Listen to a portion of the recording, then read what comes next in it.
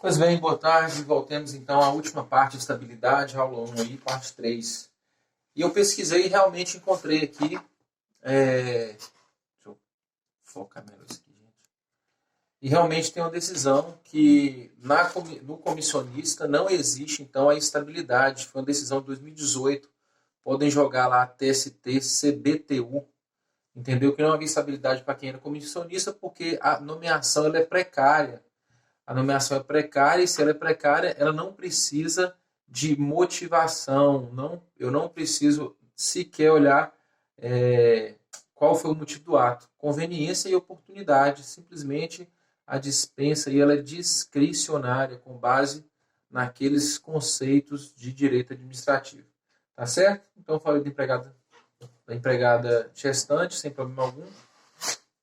Agora passemos para o outro tipo de estabilidade, empregado acidentado. Vocês podem ler lá o artigo 118 da Lei 8.213/91. Esse artigo ele fala sobre lógico, acidentado a partir a partir do seu retorno ele tem 12 meses de estabilidade, não pode ser dispensado, salvo se for força maior, extinção da empresa, ou falta ou justa causa, ou praticar uma justa causa, tá certo?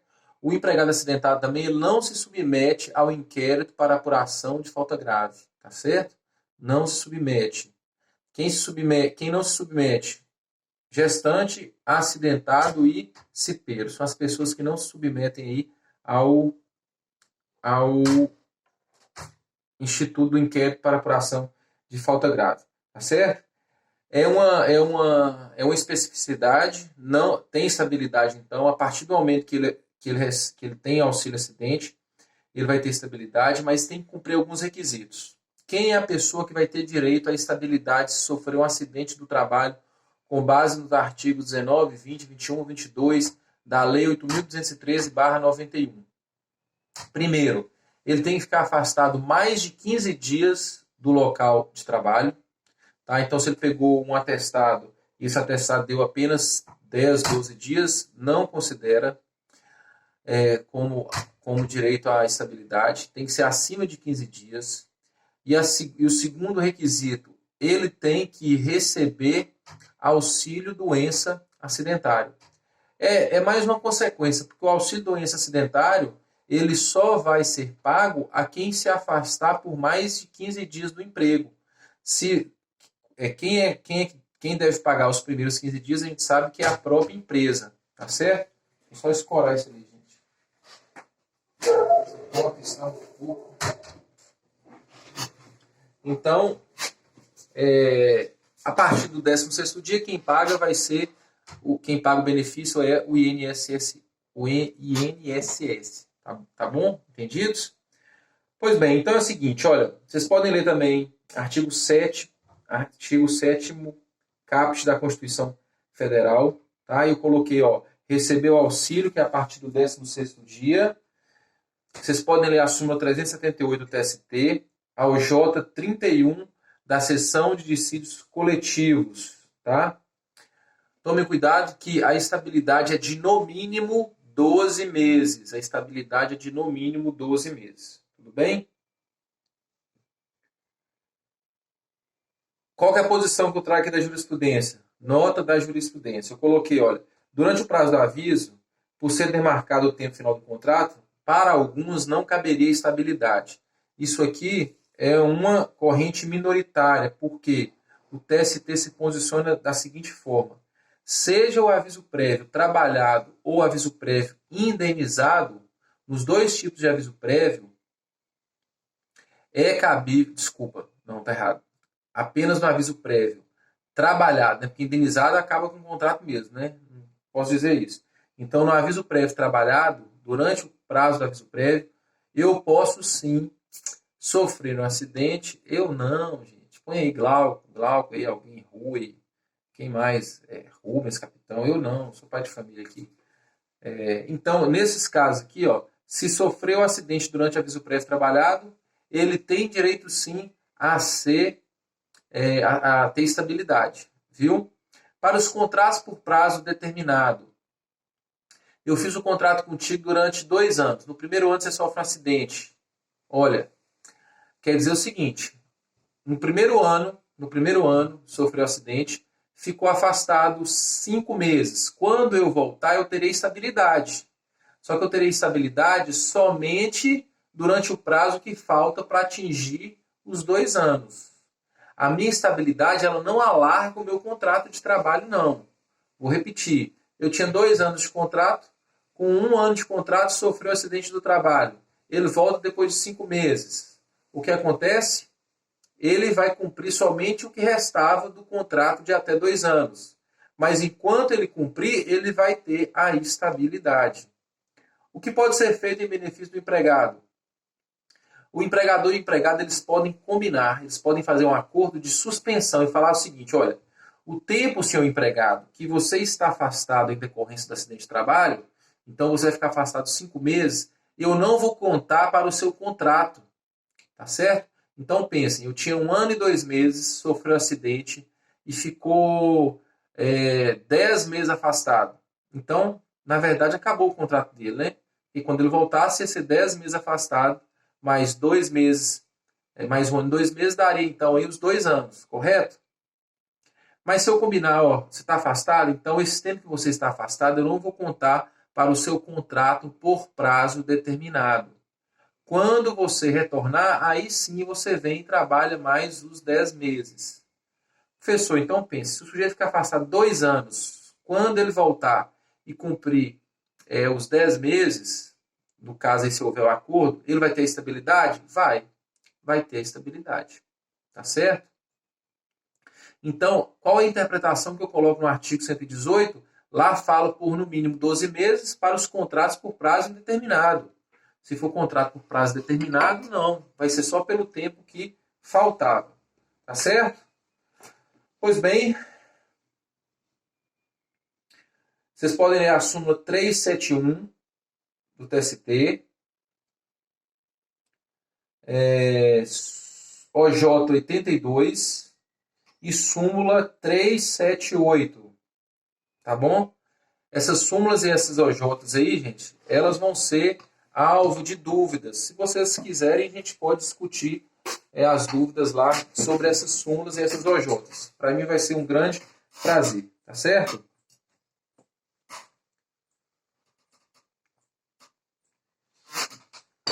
Só confirmar, ver se tá tendo filmagem normal. Isso aí. Então vamos lá. Próximo tipo de estabilidade. Empregado eleito diretor de cooperativa. Anote artigo 55 da Lei 5764/71. Tá certo? OJ 253. Artigo 522 da CLT. Pois bem, esse empregado eleito diretor de cooperativa, então eu tenho uma empresa lá e os empregados montam uma cooperativa, por exemplo, vão montar uma cooperativa de crédito ou vão montar uma cooperativa para tomar conta de um clube.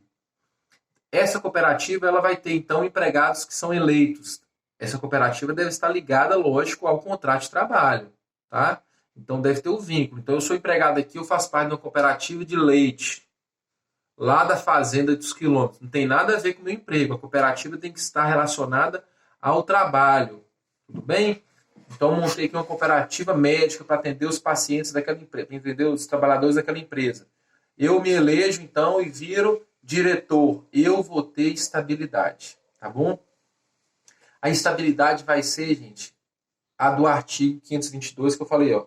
Artigo 55, 522, tá certo? OJ 253. Vai ser do registro da candidatura até 1 ano após o final do mandato. Tudo bem? Sem problema algum. Isso é bem tranquilo, né? Se for empregado indicado pelo empregador, não tem estabilidade. Não tem estabilidade. E outra coisa, aqui não precisa de inquérito. Empregado eleito diretor de cooperativa não precisa de inquérito. Tá certo? Não precisa de inquérito também. Próximo. Circular aqui 4, 5, 6. Estou acompanhando direitinho aqui. Empregado membro de comissão de conciliação prévia. O que é a comissão de conciliação prévia? As empresas e os sindicatos, eles têm a faculdade de criarem essas comissões internas ou intersindicais. Os sindicatos, né, vários sindicatos, utilizando de uma comissão apenas. E aí, meus amigos, o que acontece? Eu simplesmente posso fazer o seguinte: eu posso eleger de duas a 10 pessoas, por exemplo. A metade vai ser de empregados eleitos. Né? Então vai ter lá um dia de eleição, os empregados vão votar e elegem aquela chapa que eles consideram lá importante para dirimir os seus conflitos extrajudiciais. Não faz parte do Poder Judiciário. Dentro da empresa ou dentro do sindicato ou de forma intersindical. A conexão entre dois sindicatos aí. Esses empregados que estão eleitos pela Comissão de Conciliação Prévia, para a comissão, eles possuem estabilidade. Eles também não podem ser dispensados. Professor, me explica o motivo dessa estabilidade. É simples. Quando eu faço parte da Comissão de Conciliação Prévia, eu estarei lá pela parte dos empregados defendendo interesses dos empregados. Então, em algum momento, eu posso irritar o empregador. O empregador pode querer me retaliar, pode querer me perseguir, pode querer me dispensar. Tá certo? Então, por isso, eu tenho que dar uma estabilidade para esses empregados desempenharem as suas funções de forma límpida, transparente, sem a preocupação de que podem estar malferindo interesses do empregador e que, por isso, irão perder os seus empregos. Tá bom? Também não precisa de inquérito para apuração de falta grave. Se o empregador dispensar, infelizmente, estará dispensado. Vocês podem ler aí, para entender as comissões de conciliação prévia, o artigo 625 da CLT. 625 da CLT. Certo? Passar aqui para mais um membro do Conselho Curador do FGTS. Artigo 3º, parágrafo 9º da Lei 8.036/90, necessita de inquérito para dispensa, tem estabilidade a partir do momento que é nomeado, né? Conselho Curador do FGTS e membro do Conselho Nacional de Previdência Social, eles não são eleitos, eles são nomeados. Então, esses dois também têm estabilidade. O CNPS aí, o membro do CNPS, artigo 3º, parágrafo 7º da Lei 8.213, os dois necessitam de inquérito para apuração de falta grave. Número 9 aí, empregado reabilitado e empregado com deficiência. Tem estabilidade? Meu povo, não seria uma estabilidade propriamente dita. A doutrina fala em garantia indireta de emprego. Tanto para os deficientes, eu não utilizo mais deficiente mental, deficiente visual, deficiente... Não, eu uso a palavra deficiente, tá certo? São as normas aí dos direitos humanos. Então, para o empregado que foi reabilitado e para o empregado com deficiência, toda empresa que tem um número X de empregados, vocês podem conferir lá na lei 8.213/91, o artigo 93. Leitura essencial. E lá, quando vocês lerem, podem marcar garantia indireta de emprego. E o que acontece, meus caríssimos? Nesse caso, a empresa, por exemplo, tem mais de 100 empregados. Eles têm... Vou jogar aqui rapidinho. Vamos jogar rapidinho, que agora nós estamos aqui demais, né, com essas aulas aqui. Olha aqui, que eu vou ler rapidinho. Artigo 93 da Lei 8.213.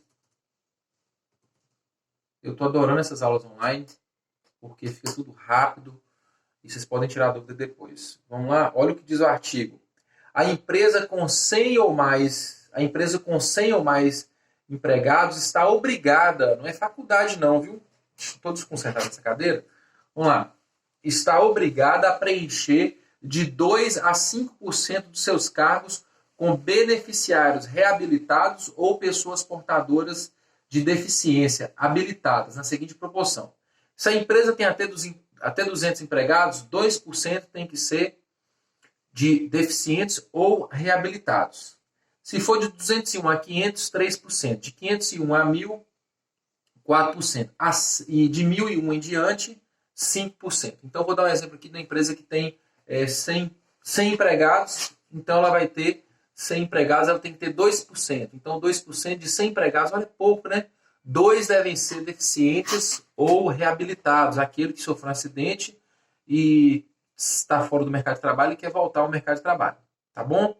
Então a empresa, gente, vai contratar essas 2 pessoas de forma obrigatória. Só não vai contratar quando ela não conseguir ali, fez propaganda, chamou, colocou na rádio, fez tudo e não achou ninguém para trabalhar naquelas condições lá, o reabilitado ou o deficiente.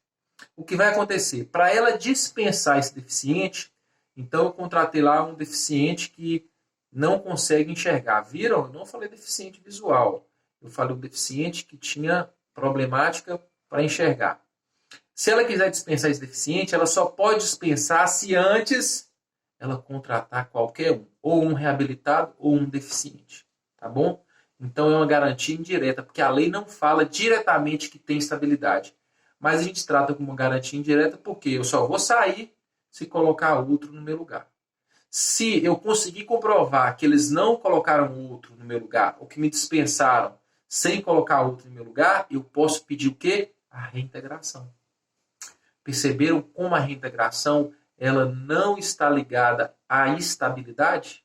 Isso é um ponto que eu quero que vocês toquem comigo lá na nossa live tão esperada, que ninguém vai dormir, tá certo? Esperando aí, todo mundo tomando calmante para esperar essa live maravilhosa. Olha aqui. Qual é a posição jurisprudencial? Nota jurisprudencial. O TST considera válida dispensa sem justa causa do deficiente ou reabilitado, sem a correspondente contratação de outro, foi o que eu expliquei, desde que mantido o percentual de cargos preenchidos por esses trabalhadores nos limites do artigo 93 da Lei 8.213/91.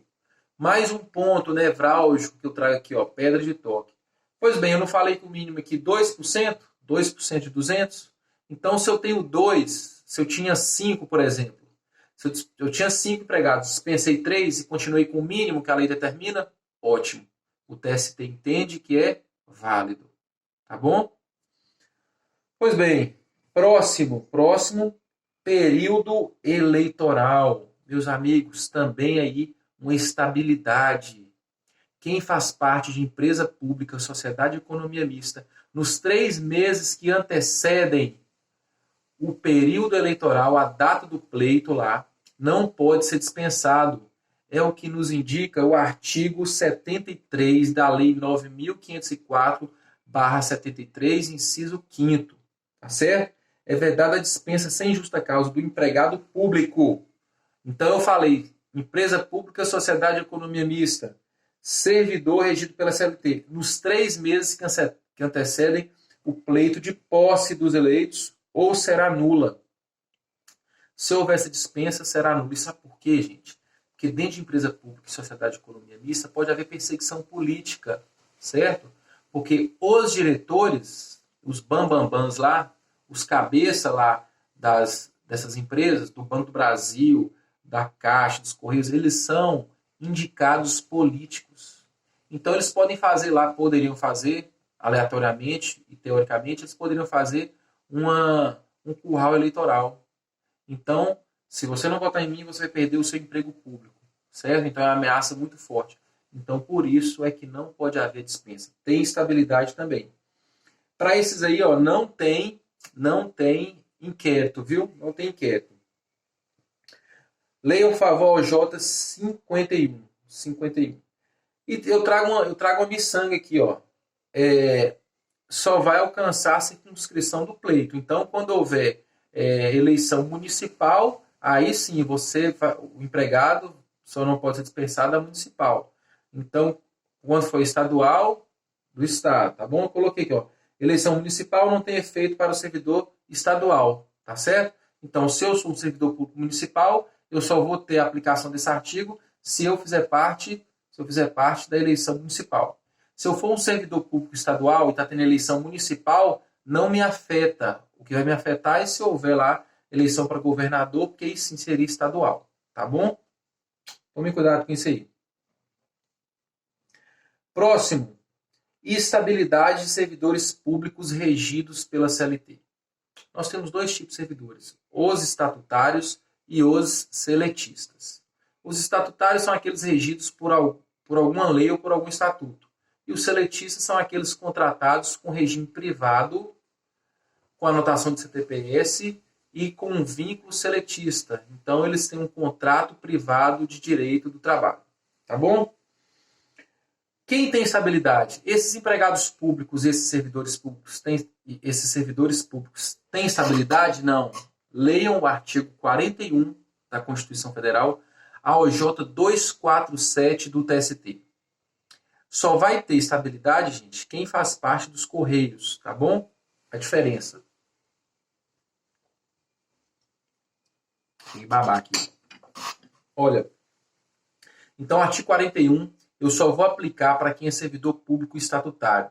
Quem faz parte de empresa pública, sociedade de economia mista, exemplo, Petrobras, exemplo, Caixa Econômica Federal, exemplo, Banco do Brasil, todos esses eles podem ser dispensados sem inquérito.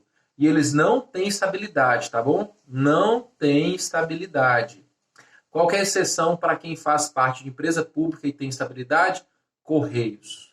Quem decidiu isso foi o STF. Apenas o STF aí colocou os Correios e mais nenhum tipo de empresa pública ou sociedade de economia mista. Tudo bem? Para finalizar aqui, nós temos a estabilidade do artigo 19 da DCT, que todo mundo que tivesse antes de 88, 5 anos prestando serviço público. Então, em 1983, eu trabalhava lá, vou dar um exemplo aqui, nos Correios. Chegou em 88, passou a ter concurso público obrigatório para todo mundo, inclusive para os Correios. Mas como eu já estava há 5 anos dentro dessa empresa pública, eu adquiri a estabilidade com base nesse artigo 19 da DCT. Aplica-se aos servidores sem concurso público, artigo 37, parágrafo 2º da Constituição, incluindo os empregados públicos, lógico, que estavam há pelo menos 5 anos prestando serviço para aquele órgão lá, tá bom? Leiam, por favor, o J364 e a súmula 98 do TST.